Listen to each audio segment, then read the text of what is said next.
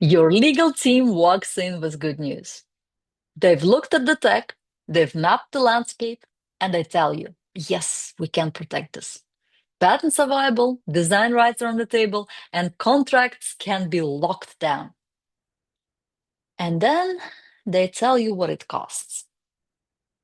Not just money, time. Filing processes that pull your best engineers off the product. Disclosure decisions that shape what you can still keep secret. Strategic calls that have to be made before you know what the market actually wants. And meanwhile, the product team is at your door. The market window is opened right now. And a competitor just secured a Series A in your space. A potential partner is waiting on a demo. And every week you delay, your edge gets thinner. So now you're holding two legitimate things, pulling in two opposite directions. Whether you protect first and risk moving too late, or you move first and risk losing the right to protect at all. I am Maria Boicova-Wynants, and this is What Would You Do? And today we're going somewhere most IP advisors don't really like to go to. I'm going to answer a question many of them avoid. And that question is, when a protection is a wrong move? And how do you tell the difference between strategic patience and an unforced error? Just one thing before we go any further. This isn't move fast and figure out IP later. That advice will wreck you. And in most jurisdictions, timing in IP, it's not about preference. It's a legal constraint. Get it wrong and you lose rights permanently. So the point of this episode is sharper than go fast or go slow. It's this. Most founders are asking the wrong question in the first place. The default in most legal departments is blanket caution. Protect everything, protect it broadly, and protect it now. And I understand why. IP lawyers are trained to protect.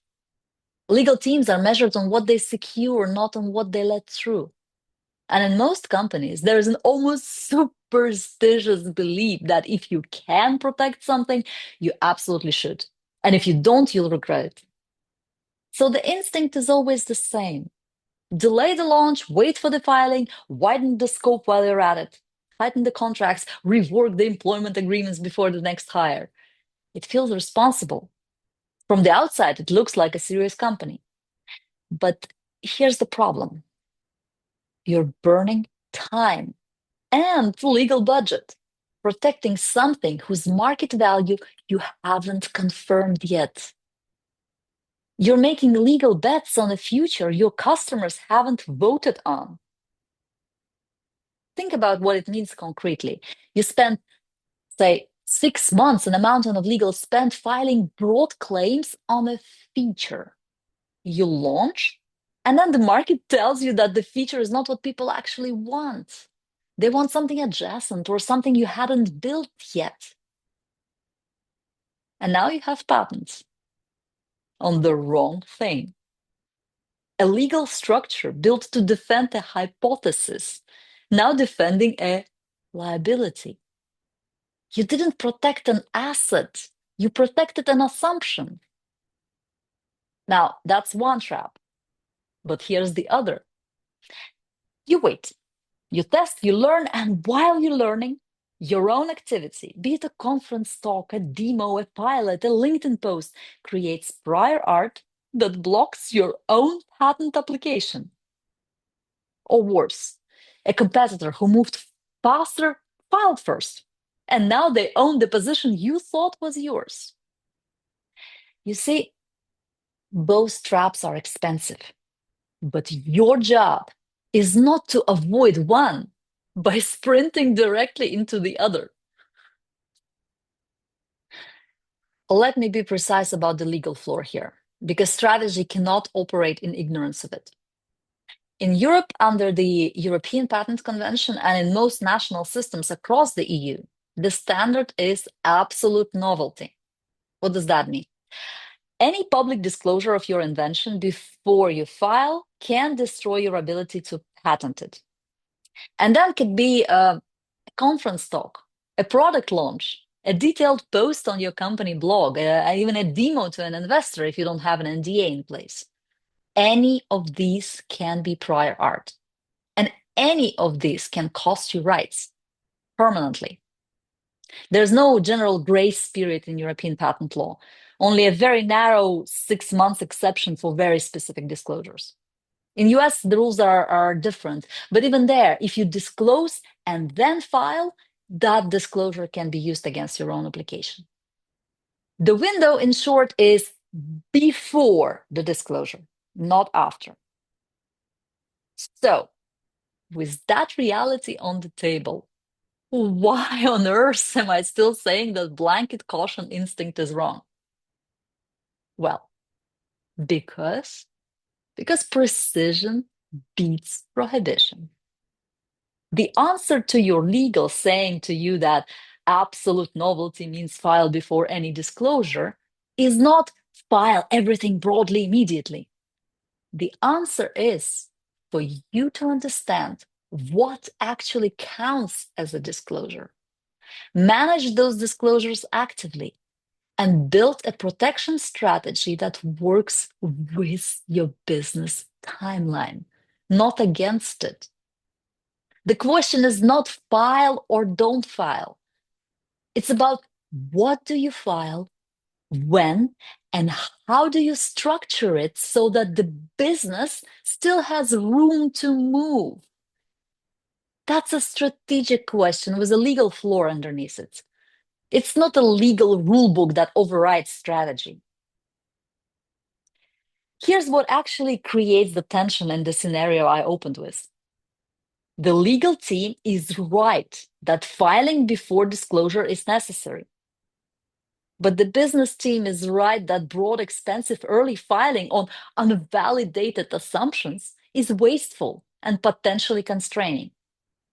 Both are right. And the resolution is not to pick a side. It's to understand something that doesn't get talked about enough. Strategic lock-in. When you file broadly and early, you're making a documented bet about what your business is going to be. The application shapes the narrative to investors, to partners, to yourself even. The claims become a commitment. And if the market proves that commitment wrong, unwinding it is expensive. Expensive both legally and organizationally and psychologically. Over time, the legal structure starts to drive the strategy instead of the other way around. And that's the moment IP stops being a tool and becomes a gauge. And it happens quietly. Nobody announces that the legal tail is now wagging the strategic dog. It just becomes the new normal. And here's what's completely ironic. The companies that fall into this trap are usually the ones that take IP the most seriously. Good legal teams, founders who've been burned before, investors who've seen bad outcomes from underprotection. So they lean hard on the side of caution. But that caution, applied without strategic precision, starts to look like rigor, but function like a paralysis. And the result is a beautifully structured IP portfolio and a product which is 6 months behind where it needed to be. Technically, very well protected. Strategically, not competitive. So, what would I do? 4 moves. Move 1. Map the disclosure timeline before anything else. The real question isn't, are we ready to file? It's, what are we about to disclose? To whom and when? Every planned external activity goes into that map. Investor meetings, pilots, conference talks, product launches, partnership conversations, you name it.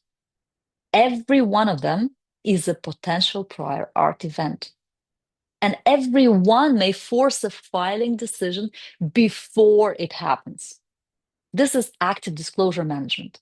It's not like the blanket, don't talk to anyone. It's knowing precisely what counts as a disclosure under the law that applies to you, which is not always obvious. A confidential investor meeting under a proper NDA generally does not qualify as a public disclosure. But a live product demo at a trade fair, that one is. And that line matters. Draw it explicitly, don't assume. Move 2. Separate timing from scope. These two decisions get collapsed into one constantly. But that collapse is precisely where clarity dies. Timing is driven by external events, disclosures, launches, competitor moves. It has legal consequences you need to walk through with IP counsel before anything goes public. I cannot overstate this. The sequencing of what you disclose and when you file needs a legal answer specific to your situation, your jurisdiction, and your technology. Ask it early, before the business calendar makes it urgent. Scope, on the other hand, this is something completely different. Scope is where business judgment belongs. Not every element of what you've built deserves the same level of protection. Not every piece of your advantage is even protectable or should be. Some things are more valuable kept entirely internal. Some things, protected or not, don't really move the business needle at all. And some things are worth protecting precisely because the disclosure that filing requires is strategically useful for you. It plants a flag or signals to the market that you were first. Those are strategic calls. Keep them separate from legal ones. So once again, when must we act is a legal question. But what is worth protecting and why is a strategic one. Those are different questions and they call for different answers. Move 3. Segment the portfolio.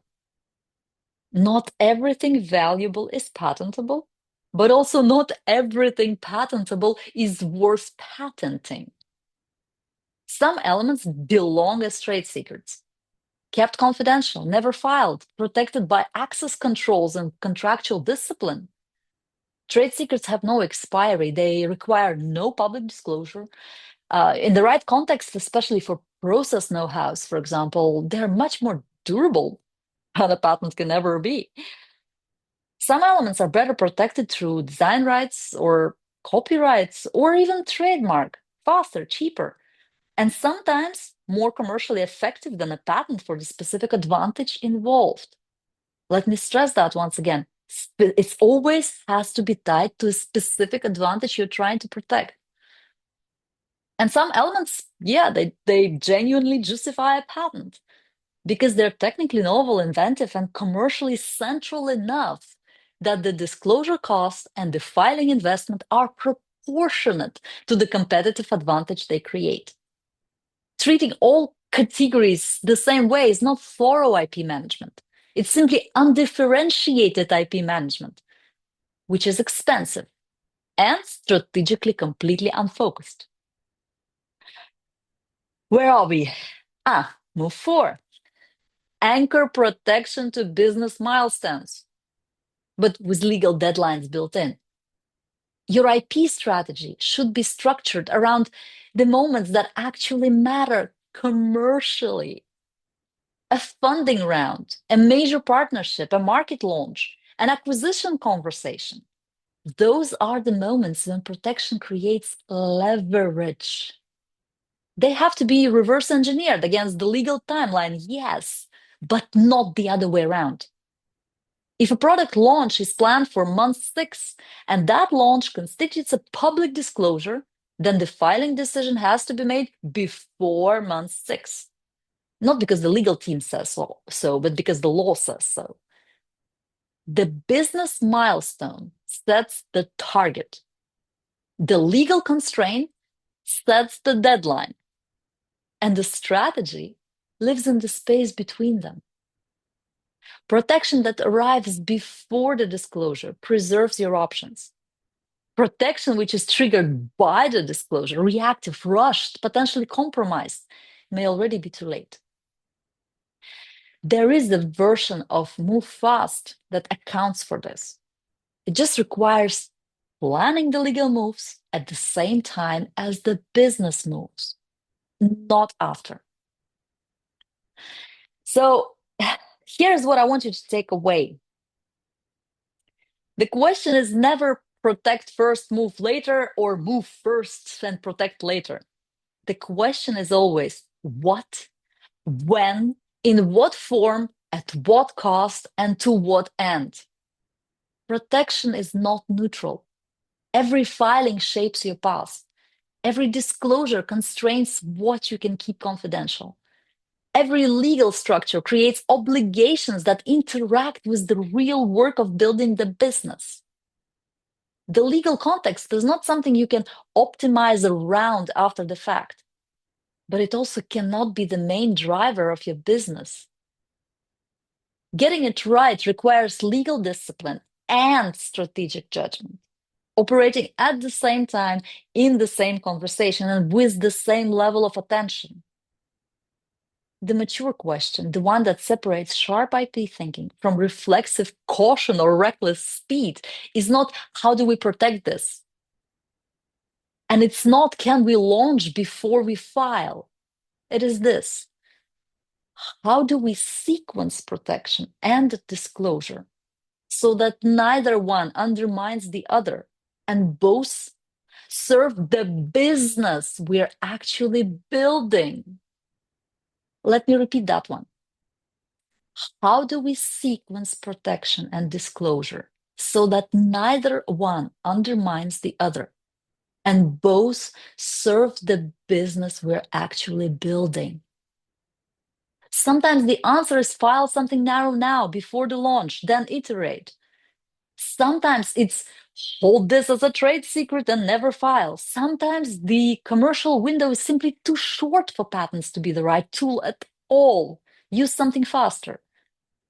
Knowing which answer applies under pressure without defaulting to blanket caution or dangerous speed, that's the actual skill. And it requires knowing the law well enough to work with it and knowing business deeply enough to understand that it always, always comes first. Thanks for listening to What Would You Do?